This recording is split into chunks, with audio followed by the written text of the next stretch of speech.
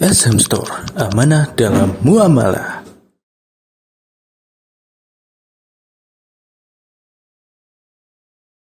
Bismillahirrahmanirrahim. Assalamualaikum warahmatullahi wabarakatuh. Innal hamdalillah nahmaduhu wa nasta'inuhu wa nastaghfiruh wa na'udzu billahi min shururi anfusina wa min sayyiati a'malina. Man yahdihillahu fala mudilla lahu ومن يضلل فلا هادي له وأشهد أن لا إله إلا الله وحده لا شريك له وأشهد أن محمدا عبده ورسوله لا نبي ولا رسول بعده. يا أيها الذين آمنوا اتقوا الله حق تقاته ولا تموتن إلا وأنتم مسلمون. يا أيها الناس اتقوا ربكم الذي خلقكم من نفس واحدة وخلق منها زوجها وبث منهما رجالا كثيرا ونساء واتقوا الله الذي تساءلون به والأرحام إن الله كان عليكم رقيبا. يا أيها الذين آمنوا اتقوا الله وقولوا قولا سديدا يصلح لكم أعمالكم ويغفر لكم ذنوبكم ومن يطع الله ورسوله فقد فاز فوزا عظيما. أما بعد فإن أصدق الحديث كتاب الله وخير الهدى هدى محمد صلى الله عليه وسلم وشر الأمور محدثاتها وكل محدثة بدعة وكل بدعة ضلالة وكل ضلالة في النار. Ikhwatal iman rahimani wa rahimakumullah. Alhamdulillah diberi kemudahan oleh Allah bisa bertemu kembali di Masjid Darul Hijrah, Sekolah Tinggi Agama Islam Ali bin Abi Thalib, Surabaya. Dan insyaallah sebagaimana kita sampaikan pada pekan yang lalu, kita sekarang akan mempelajari kitab Ushulus Sunnah karya Al-Imam Ahmad Ibn Hanbal rahimahullah rahmatan wasi'ah. Dan kitab ini adalah kitab yang sangat berharga, yang di dalamnya memuat pokok-pokok, dasar-dasar dan landasan akidah Ahlus Sunnah wal Jamaah. Al-Imam Abu Ya'la Al-Hambali rahimahullah mengomentari kitab ini Ushulus Sunnah yang sering saya sampaikan. Beliau berkata, "Lau ruhila ila Sin fi talabiha lakana qalila."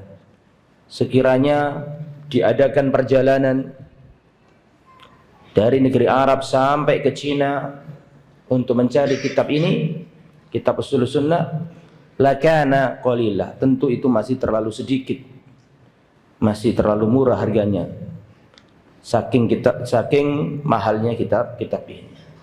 Nah, kita mulai. Qala Syekh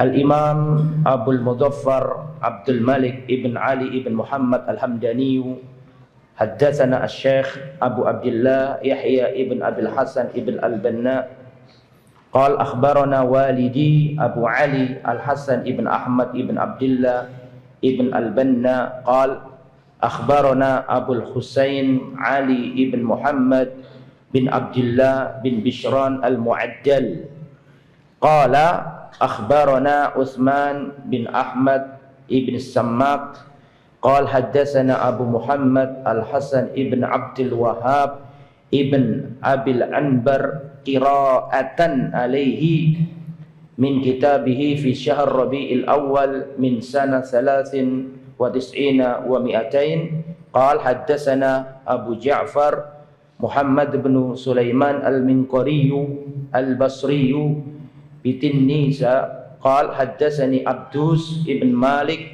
Al-Attar qala sami'tu Aba Abdillah Ahmad ibn Hanbal Ahmad ibn Muhammad ibn Hanbal yakni al-Imam Al-Mubajjal Ahmad bin Hanbal yaqulu rahimahullah. Al-Imam Ahmad bin Hanbal yaqul berkata, usulus sunnah indana, pokok-pokok sunnah menurut kami adalah yang pertama at-tamassuku bima kana alaihi ashabu Rasulillah sallallahu alaihi wasallam wal iktida bihim. Nah, ini yang akan kita pelajari sekarang. Kata Imam Ahmad, usulus sunnah indana, pokok-pokok ajaran ahlus sunnah menurut kami, yang pertama at-tamassuku bima kana alaihi ashabu Rasulullah sallallahu alaihi wasallam wal iktida bihim.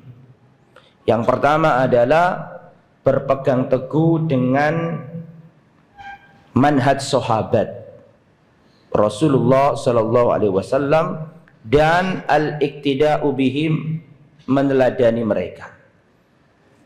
Ini adalah pondasi yang pertama. Enggak apa-apa kita kasih nomor. Ya, at-tamassuk, berpegang teguh dengan apa yang diyakini oleh para sahabat serta meneladani mereka. Ini yang insya Allah akan kita bahas dalam pertemuan kali ini. Perhatikan, dan ini sudah sering saya sampaikan, Imam Ahmad bin Hanbal tidak meletakkan pondasi yang pertama adalah berpegang teguh dengan Al-Quran dan Sunnah. Tapi Imam Ahmad bin Hanbal rahimahullah meletakkan landasan yang pertama adalah, atau pokok yang pertama adalah berpegang teguh dengan manhaj sahabat dan meneladani mereka. Mengapa? Seperti yang saya sampaikan, kitab ini sangat tipis sekali, kecil banget. Bahkan ini saja sudah disela-selai dengan halaman kosong, betul ya? Ini sangat kecil banget. Sehingga Imam Ahmad tidak mau boros kata. Kenapa Imam Ahmad tidak mengatakan usulus sunnah indana at-tamassuku bil Qur'ani was sunnah? Pokok ajaran Ahlus Sunnah yang pertama adalah berpegang teguh dengan Al-Quran dan Sunnah. Imam Ahmad nggak ngomong begitu. Karena kalau seandainya Imam Ahmad ngomong begitu, maka ini tidak hanya dimiliki Ahlus Sunnah, semua aliran Islam juga ngaku seperti itu. Betul? Betul apa enggak? Seluruh aliran Islam mau Al-Quran dan Sunnah. Ya, orang Jabriyah juga pakai Al-Quran dan Sunnah. Orang Mu'tazilah juga pakai Al-Quran dan Sunnah. Bahkan orang Khawarij hafal Al-Quran. Mereka juga memakai Sunnah. Ya, aliran-aliran Islam semua mengaku Al-Quran dan Sunnah. Sehingga Imam Ahmad tidak perlu meletakkan itu di pondasi yang pertama. Tapi pondasi yang pertama menurut Imam Ahmad adalah at-tamassuku bima kana alaihi ashabu Rasulillah sallallahu alaihi wasallam wal iktida'u bihim, berpegang teguh dengan manhaj sahabat dan meneladani mereka. Inilah yang membedakan Ahlus Sunnah dengan kelompok-kelompok yang lain. Bukan kepada Al-Quran dan Sunnahnya, tapi kepada dengan apa kita pahami Al-Quran dan Sunnah. Bisa dipahami ya? Ya. Jadi harus berpegang teguh dengan manhaj sahabat. Makanya orang-orang Khawarij yang mereka memerangi Sayyidina Ali bin Abi Thalib dalam Nahrawan, perang Nahrawan, tidak ada satupun sahabat Nabi di barisan mereka. Padahal mereka itu demo, bahkan ya merongrong kekuasaan Sayyidina Ali dengan alasan ya menegakkan apa? Hukum Allah. Dengan alasan apa? Menegakkan hukum Allah. Tapi tidak ada satupun di barisan mereka ada siapa? Sahabat Nabi, tidak ada. Artinya Al-Quran yang dipahami oleh mereka itu bukan Al-Quran yang dipahami oleh para sahabat. Maka manhaj sahabat inilah yang membedakan ya aliran atau kelompok Ahlus Sunnah wal Jamaah dengan kelompok yang lainnya. Nah, siapa sahabat itu? Sahabat adalah man laqiya atau kullu man laqiya an-nabiyya sallallahu alaihi wasallam mu'minan bihi wa mata 'alal iman. Jadi saya ulangi, syarat menjadi sahabat Nabi itu ada 3. Yang pertama, man laqiyan nabiyya, siapa saja yang pernah bertemu dengan Nabi. Ini syarat pertama. Jadi kalau nggak ketemu, meskipun iman, tetap bukan sahabat. Karena syarat yang pertama untuk menjadi sahabat Nabi itu harus bertemu dengan Nabi. Tapi apakah bertemu itu langsung jadi sahabat? Enggak. Buktinya Abu Thalib ketemu bukan sahabat. Buktinya Abu Jahal ketemu sama Nabi juga bukan sahabat. Abu Lahab ketemu Nabi juga bukan sahabat. Jadi ketemu tok itu belum dikatakan sahabat. Syarat yang kedua adalah mu'minan bihi. Setelah bertemu, syarat yang kedua mu'minan bihi, iman sama Nabi. Apakah bertemu sama Nabi kemudian iman sama Nabi langsung diberi nama sahabat? Belum tentu. Karena ada syarat yang ketiga. Syarat yang ketiga adalah wa mata 'alal iman. Mati dalam keadaan iman. Karena ada orang bertemu Nabi, iman sama Nabi, ikut hijrah ke Madinah, di Madinah membunuh orang, dia balik ke Mekah kafir lagi, ada. Maka nggak berat dikatakan apa? Sahabat Nabi. Jadi sahabat Nabi adalah, saya ulangi, kullu man laqiya an-nabiyya sallallahu alaihi wasallam mu'minan bihi wa mata 'alal iman. Siapa saja yang satu pernah bertemu Nabi, 2 iman sama Nabi, 3 dia wafat dalam keimanan. Lah, siapa yang terpenuhi 3 syarat ini, berarti dia termasuk orang yang kita diperintahkan Allah dan Rasulnya untuk mengikutinya. Selama syarat ini terpenuhi 3 ini, maka kita diperintahkan Allah dan Rasulnya untuk mengikutinya. Lalu ada pertanyaan, mengapa Ustadz kok harus pakai manhaj sahabat, manhaj salaf? Kenapa kok tidak cukup Al-Quran dan Sunnah? Kenapa kok harus ditambahi manhaj salaf atau manhaj sahabat? Jawabannya, karena banyak kita semua yang mengaku kembali kepada Al-Quran dan Sunnah, tetapi alat untuk memahaminya itu berbeda, maka hasilnya berbeda. Semua mengaku mau kembali ke Al-Quran dan Sunnah, tapi tetap terpecah-pecah karena cara memahaminya yang salah. Kemudian, maka dari itulah harus kita pahami apa alasannya kita harus berpegang teguh dengan manhaj salaf. Saya bacakan perkataan Syekhul Islam Ibnu Taimiyah. Man dhanna annahu ya'khudhu minal kitabi was sunnah biduni an yaqtadiya bis sahaba wa yattabi ghaira sabilihim fahuwa min ahlil bid'ah. Ana ukarrir, uktubu jami'an. Man dhanna annahu ya'khudhu minal kitabi was sunnah biduni an yaqtadiya bis sahabah wa yattabi' ghaira sabilihim fahuwa min ahlil bid'ah. Qala Syekhul Islam Ibnu Taimiyah, barang siapa mengira bahwa dirinya mengambil Al-Quran dan Sunnah tapi tidak meneladani para sahabat dan tidak mengikuti jalan mereka, fahuwa min ahlil bidah, maka dia adalah ahlul bid'ah. Artinya kita ini nggak bisa memahami Al-Quran dan Sunnah kecuali harus dengan pemahaman para sahabat. Yajibu alaina tamassuku manhajis sahaba li asbabin. Kita harus mengikuti manhaj sahabat dalam beragama ini karena beberapa sebab. As-sabab al-awwal, sebab yang pertama. Uktubu. Jadi limadha nattabi manhajus sahabah. Kenapa sih kita kok harus mengikuti manhaj sahabat? As-sabab al-awwal. Alasan yang pertama. Tazkiyatullah lahum.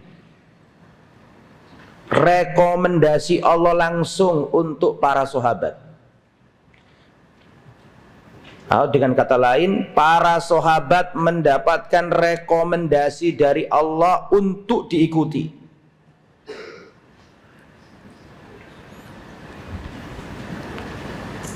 Jadi ikhwatal iman rahimani wa rahimakumullah, kenapa sih kok kita harus mengikuti para sahabat? Karena Allah sendiri yang mentazkiyah mereka, merekomendasikan mereka, dan Allah sendiri yang menyuruh kita untuk mengikuti para sahabat.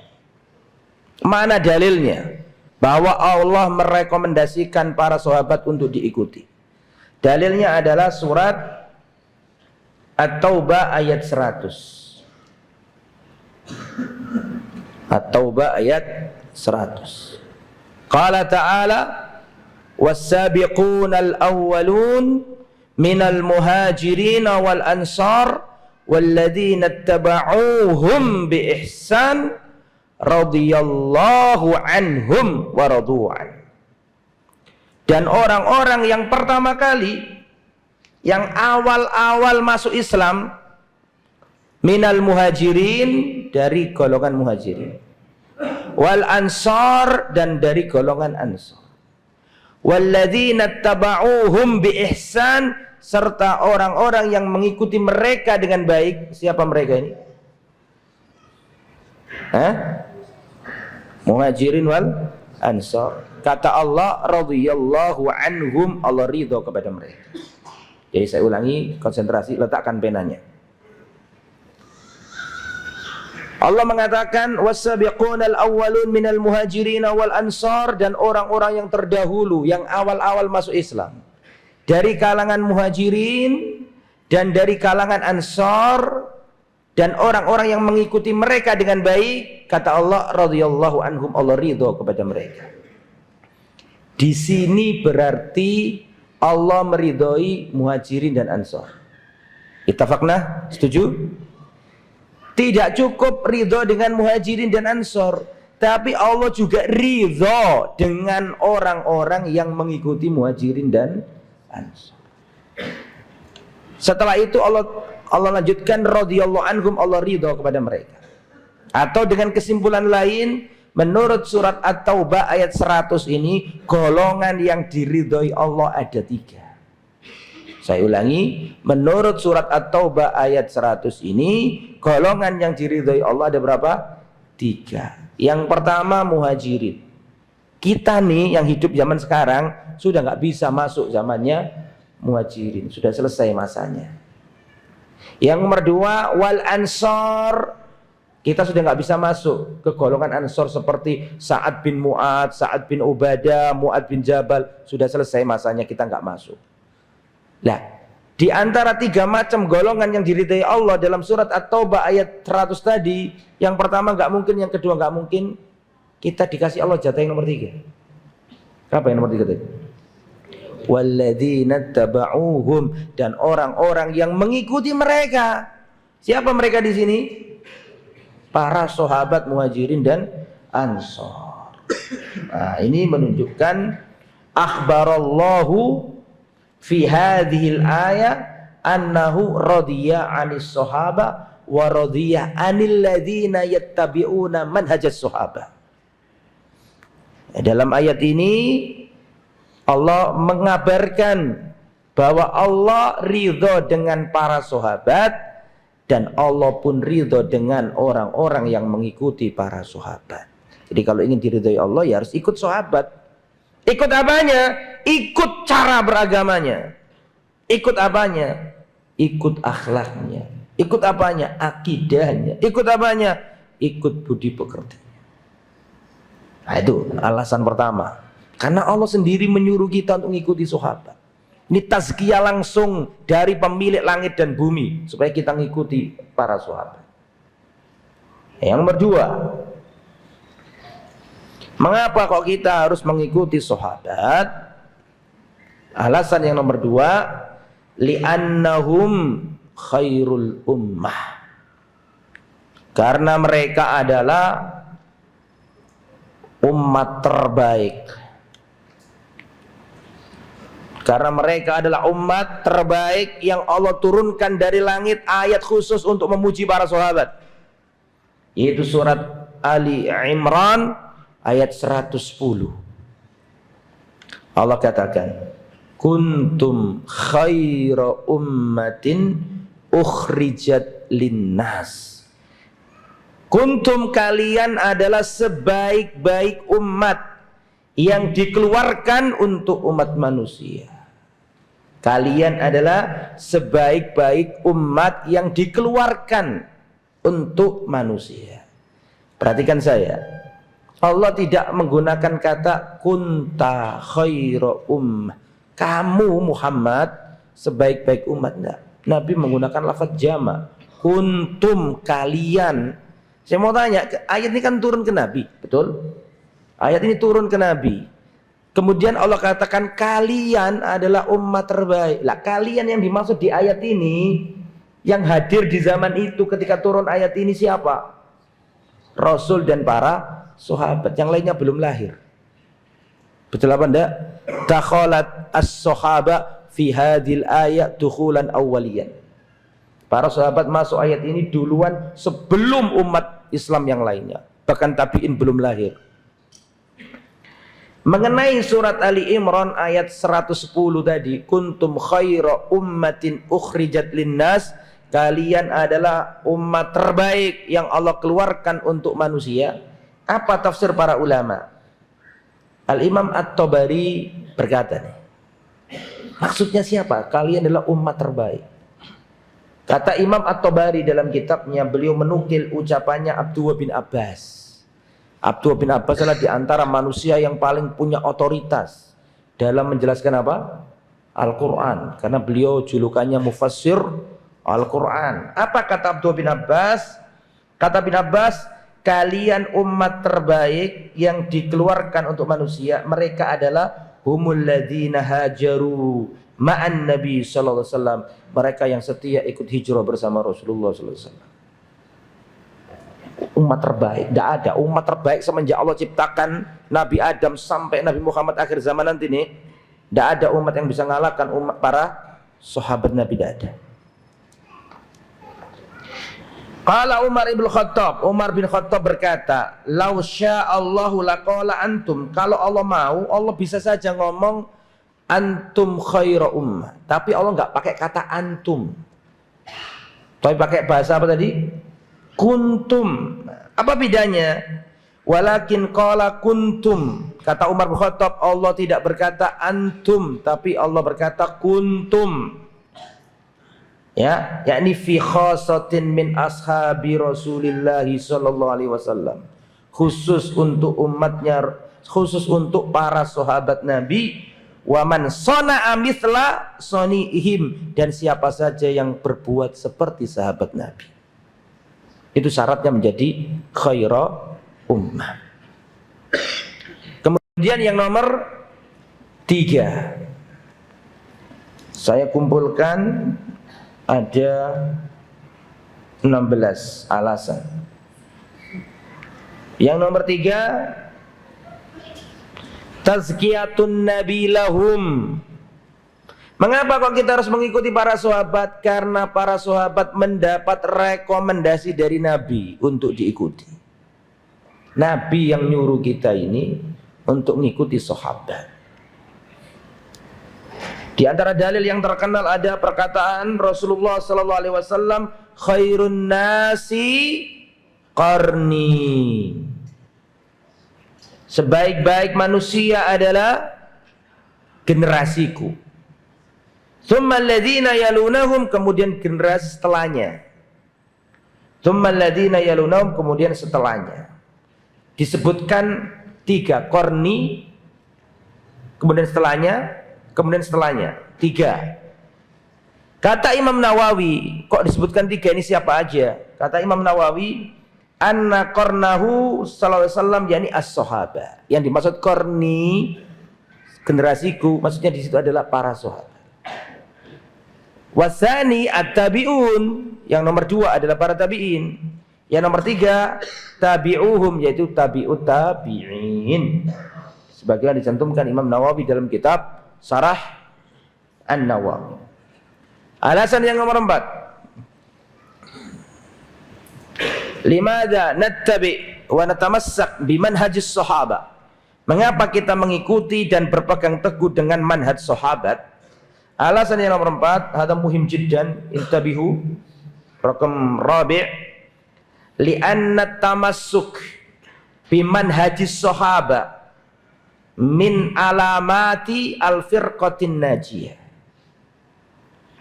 Karena berpegang teguh dengan manhaj sahabat adalah ciri golongan yang diselamatkan Allah. Mana dalilnya? Dalilnya adalah hadis iftiraqul ummah. Perhatikan. Wa inna bani Israel tafarraqat ala sintain wa sab'ina millah. Sesungguhnya Bani Israel terpecah menjadi 72 golongan. Dalam riwayat yang lain, iftaraqatil yahudu ala 71 millah. Yahudi terpecah menjadi 71 golongan. Waftaraqatin nasara ala 72 millah. Dan orang Nasrani terpecah menjadi 72 golongan.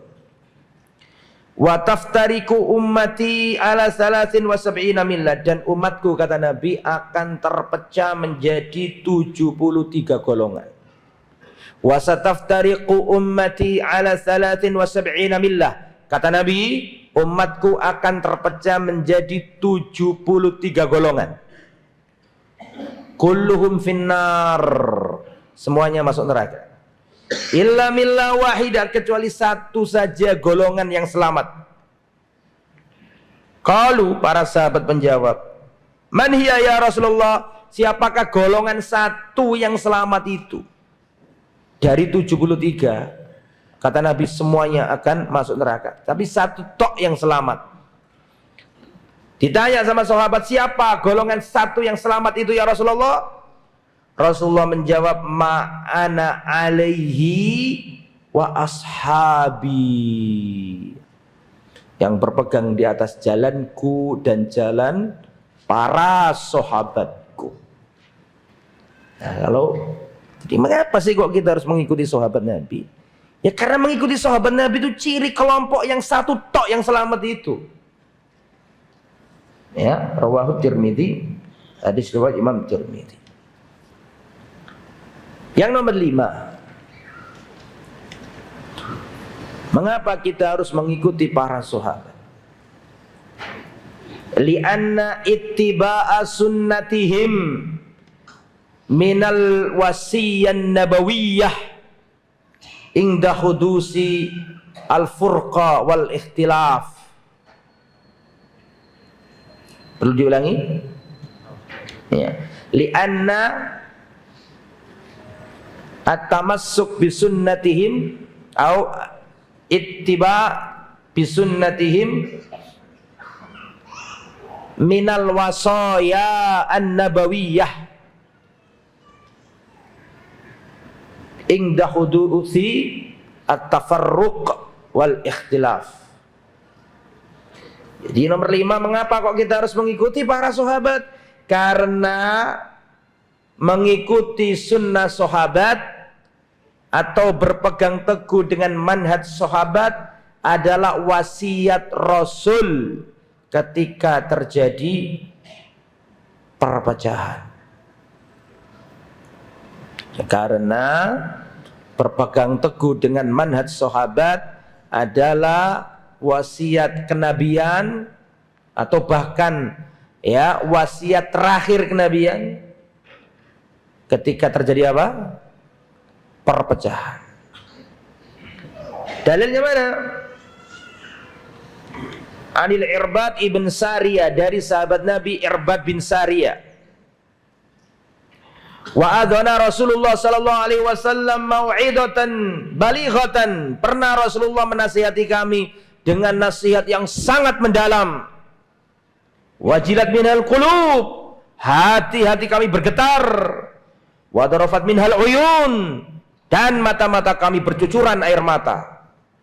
Rasulullah pernah memberi nasihat di depan para sahabat sampai para sahabat ini dadanya bergetar dan air mata mereka berjatuhan. Faqulna ya Rasulullah ka'annaha mau'idatu muwaddi'in. Ya Rasulullah, seakan-akan ini nasihat perpisahan, seakan-akan engkau akan pergi jauh meninggalkan kita ya Rasulullah.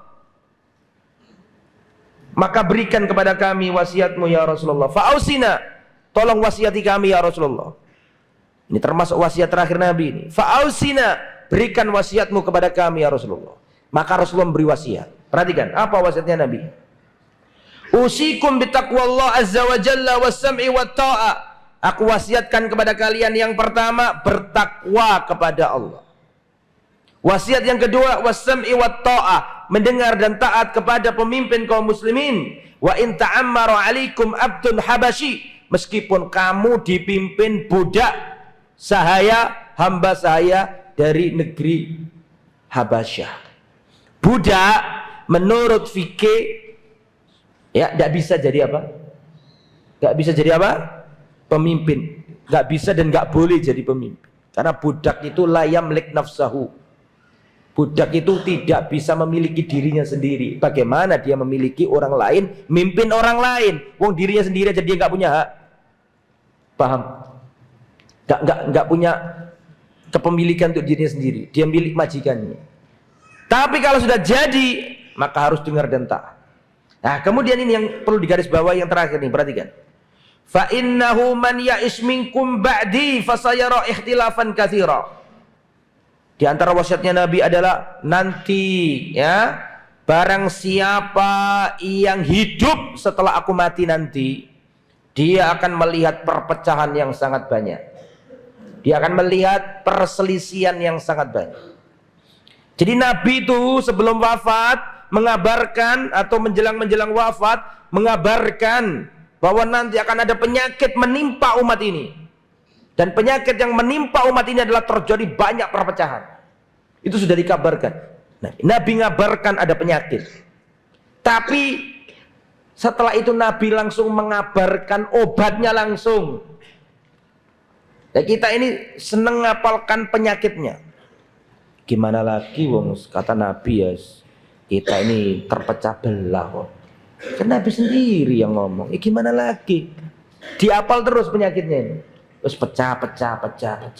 Diiling-iling.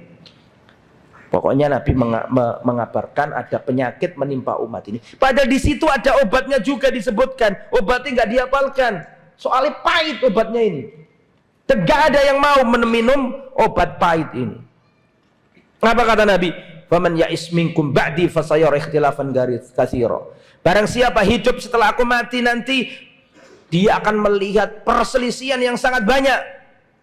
Terus kata Nabi, kalau sudah tiba masa itu, kata Rasulullah SAW, fa'alaikum bisunnati, maka wajib bagi kalian untuk berpegang teguh dengan sunnahku, ajaranku.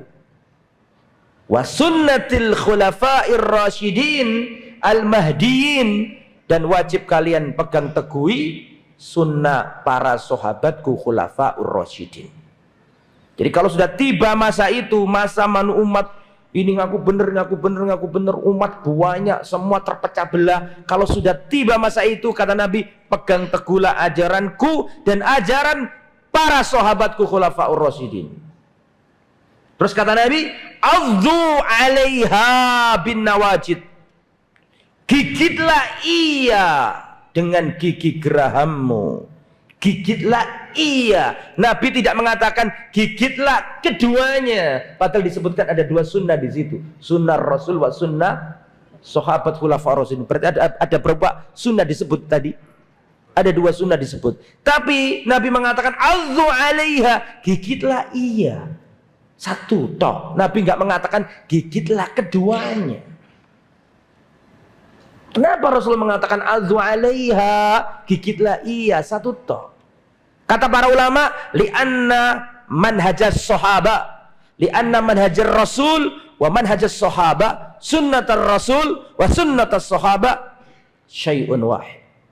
Suatu yang tunggal, gak bisa dipisahkan. Adzu 'alaiha bin nawajid, gigitlah ia dengan gigi geraham.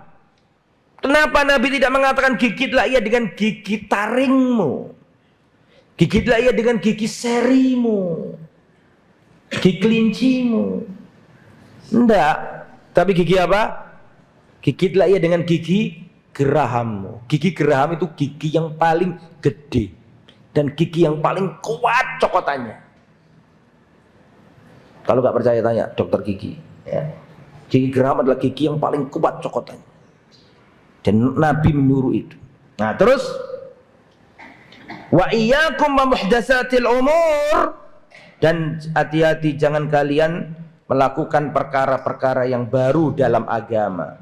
Fa inna kulla bid'atin dhalalah, karena setiap perkara baru dalam agama itu dhalalah, sebuah bentuk kesesatan. Rawahu Tirmidzi. Rawahu Tirmidzi. Ini jelas banget menunjukkan kita disuruh berpegang teguh dengan manhaj apa tadi? Sahabat. Jadi alasan yang nomor 5, mengapa kok kita harus mengikuti manhaj sahabat? Karena mengikuti manhaj sahabat adalah wasiat terakhir Nabi ketika umat terjadi apa tadi? Perpecahan. Harus ikut para sahabat. Ya. Ustaz, katanya kita nggak boleh bergolongan-golongan, Ustaz. Bukankah Salafi itu golongan sendiri, Ustaz? Ada merah, ada putih, ada kuning, ada hijau. Sama aja ini juga kelompok, Ustaz. Iya memang kelompok. Duh, berarti sama dong, Ustaz? Enggak sama. Maksudnya gimana, Ustaz? Gini maksudnya. Islam itu ibarat warna putih. Betul? Cool, betul. Betul apa enggak? Nah, betul. Islam datang warna putih. Ala mahajjatin taraktukum ala mahajjatin bayda. Putih bersih. Datang Khawarij, titik merah. Datang Syiah, titik hitam. Datang Mu'tazilah, titik biru. Datang Jabriyah, titik pink. Cuma contoh ini, titik pink. Datang apalagi? Jahmiyah, titik lagi. Datang Asy'ariyah, titik lagi. Datang Kullabiyah, titik lagi. Ya? Datang Qadariyah, Jabriyah, Mu'tazilah, titik. Nah, kebetulan ada satu yang belum kena titik, masih putih. Nah, yang nggak kena warna itu sebenarnya warna tambahan apa warna dasar? Ya, warna dasar itu dianggap seperti warna-warna yang lain. Padahal sebenarnya bukan warna, tapi warna apa? Warna dasar yang belum sempat terwarnai. Itulah Ahlussunnah wal Jamaah. Mahajjatin bayda, seperti di zaman Rasulullah sallallahu alaihi wasallam. Sudah adzan ya? Adzan dulu, setelah itu kita lanjut.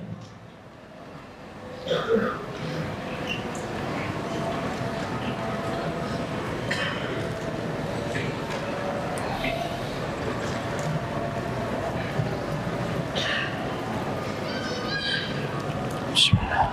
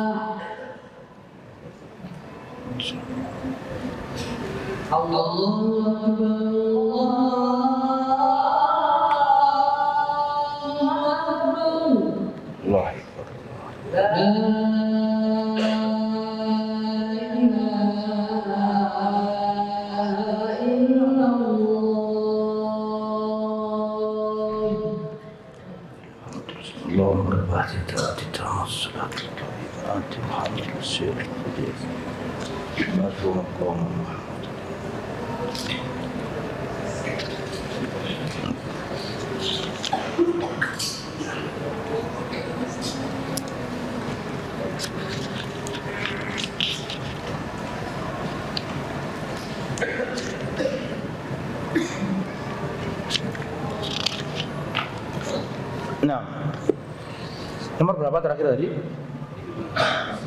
Nomor 5. Sekarang nomor 6. Kenapa kita harus mengikuti para sahabat? Li'annahum abarru hadhil umma quluban wa a'maquha ilman. Karena mereka adalah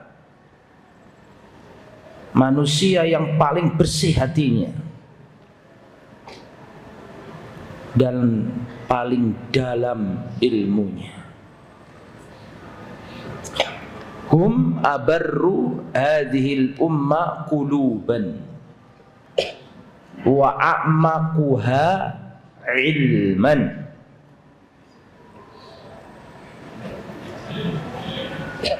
Katabtum? Nah. Hada yukhad min kalami Abdullah bin Mas'ud radhiyallahu anhu. Jadi sahabat Nabi di mata sahabat Nabi. Seorang sahabat Nabi mensifati saudara-saudaranya. Perhatikan.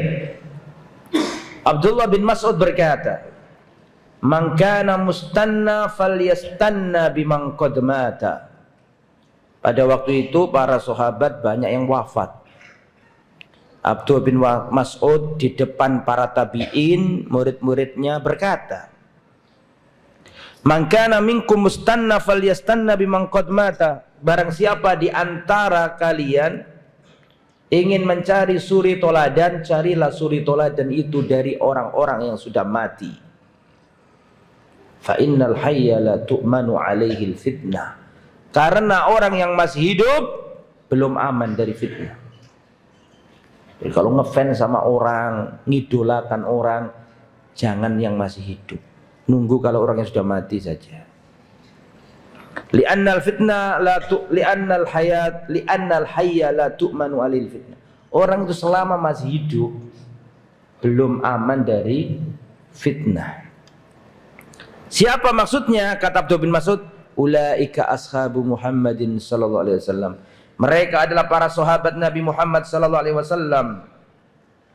Kanu afdhala hadhil ummah wa abarraha quluban. Mereka adalah manusia paling utama di antara umat ini, paling bersih hatinya. Wa a'maqaha ilman, paling dalam ilmunya. Wa aqallaha takallufan, paling sedikit neko-nekonya, paling sedikit takallufnya. Ada perintah kerjakan, dilarang Nabi berhenti. Para sahabat, aqallaha takallufan, paling sedikit takallufnya. Makanya para ulama menjelaskan al-iqtisadu fis sunnah khairun minal ijtihadi fil bid'ah.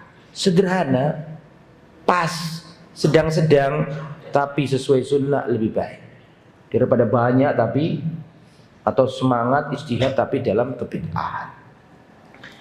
Ikhtarahumullah li suhbati nabihi, suatu kaum yang dipilih oleh Allah untuk menemani nabinya.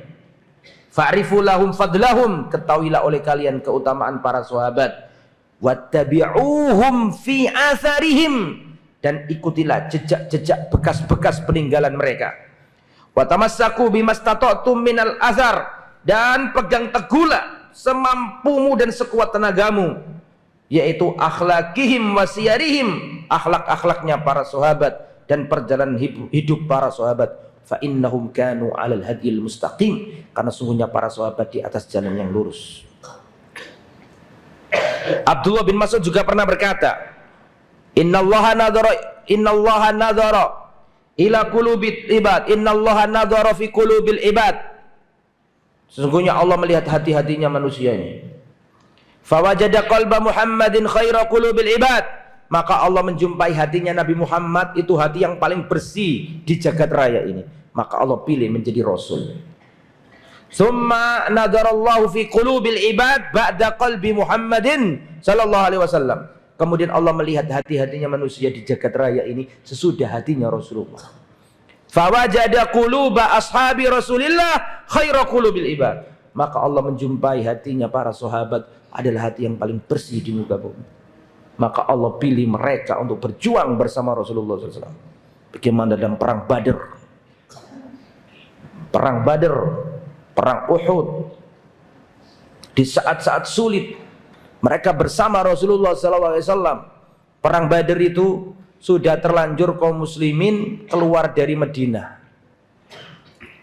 Gak niat perang sebenarnya. Niatnya apa? Niatnya mencegat kafilah dagang kafir Quraisy. Ternyata kafir Quraisynya lolos. Abu Sufyan minta bala bantuan. Abu Jahal sudah berangkat 100 orang.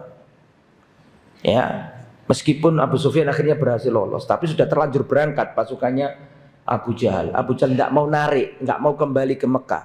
Kata Abu Jahal, ini Muhammad berbahaya dan pengikutnya ini. Karena ada di Medina. Medina itu jalur dagang kita ke Syam. Paham? Kalau nggak sekarang kita habisi Muhammad, besok-besok akan dicegat lagi kafilah dagang kita ini. Maka ayo kita berangkat saja, 1.000 orang. Kaum muslimin sudah terlanjur keluar dari Madinah. Berapa orang perang Badar? 300 sekian belas. Gak seimbang. Saya tutup dengan kisah ini. Bagaimana sahabat dulu susah payah bersama Rasulullah, seia sekata bersama Rasulullah SAW. Sudah terlanjur berangkat, musuhnya 1.000, sahabat Nabi cuma 300. Itu pun 300 untuk mayoritas orang Ansor. Padahal Ansor itu kalau sudah di luar kota Madinah gak ada kewajiban untuk apa? Membela Nabi. Seandainya pada waktu itu orang Ansor mau balik, boleh-boleh aja. Bisa dipahami? Tapi sudah terlanjur berangkat dan berhadapan dengan pasukan 1.000 yang kalah jumlah. Maka Rasulullah butuh musyawarah sama sahabat. Karena kebanyakan tentaranya kaum muslimin itu golongan apa? Ansor, sedikit muhajirin. Bagaimana pendapat kalian, wahai manusia? Maka Abu Bakar berkata, kami akan bersamamu ya Rasulullah. Setia bersamamu ya Rasulullah. Rasulullah senang. Tapi Abu Bakar ini muhajirin. Betul apa enggak? Muhajirin mah nggak usah dimintai pendapat, pasti ikut Nabi, nggak mungkin balen, nggak mungkin. Senang Nabi dengan ucapannya Abu Bakar, tapi ya itu tadi muhajirin nggak usah diomongkan, muhajirin pasti ikut Nabi. Setelah itu Umar ngomong, intinya membela Nabi, bersamamu ya Rasulullah, kami akan setia kepadamu, tidak akan meninggalkanmu ya Rasulullah. Senang Rasulullah. Tapi Umar kan seorang muhajirin, nggak usah diminta pendapatnya, Umar pasti ikut Nabi. Akhirnya Nabi ngomong lagi, siapa lagi yang punya pendapat? Akhirnya Mikdad berkata, Mikdad bin Amr berkata, wallahi ya Rasulullah, la naqulu lakum kama qalat Banu Israil li Musa. Wallahi ya Rasulullah, imdi kama arakallah. Berangkatlah ya Rasulullah seperti yang Allah perintahkan kepadamu. La naqulu lakum kama qalat Banu Israil li Musa. Kami tidak akan berkata kepadamu ya Rasulullah seperti dahulu Bani Israel berkata kepada Musa ketika diajak jihad Musa. Jadi dulu itu di Baitul Maqdis, Aqsa, itu pernah dikuasai kaum Jabarin, orang gede-gede, kuat-kuat, jahat-jahat. Nabi Musa diperintahkan Allah jihad melawan mereka untuk merebut tanah Al-Aqsa, ngejak Bani Israel. Bani Israel tidak mau. Ketidakmauannya Bani Israel itu dicantumkan dalam Al-Quran. Apa kata Mikdad bin Amr? Wallahi, kami akan setia kepadamu ya Rasulullah. La naqulu lakum kama qalat Banu Israil li Musa. Kami tidak berkata kepadamu seperti dahulu Bani Israel membangkang dan berkata, idhab anta wa rabbuka faqatila inna hahuna qa'idun. Berangkatlah Musa dengan Tuhanmu, kami di sini duduk menunggu kemenanganmu. La, kami enggak seperti itu ya Rasulullah. Walakinnana naqulu lakum, tapi kami berkata kepadamu ya Rasulullah, idhab anta wa rabbuka faqatila inna ma'akuma muqatilun. Berangkatlah ya Rasulullah, engkau bersama Tuhanmu dan kami semua akan berperang bersama. Senang Rasulullah, tapi muhajirin. Rasulullah pengen Ansor. Paham maksudnya ya? Ternyata ada seorang sahabat Nabi yang cerdas dan memaham. Kok kelihatannya Rasulullah ini pengen muhajirin. Akhirnya seorang sahabat Nabi bernama Sa'ad bin Mu'ad berdiri dan berkata, ka'annaka turiduna al-ansar ya Rasulullah. Seakan-akan engkau ini nunggu kami orang Ansor ya Rasulullah. Ajal, bener omonganmu dari tadi, tak tunggu-tunggu. Akhirnya Sa'ad bin Mu'ad berkata, wallahi ya Rasulullah, kami beriman kepadamu, kami memberikan perjanjian kami kepadamu, kami taat, mendengar dan taat kepadamu ya Rasulullah.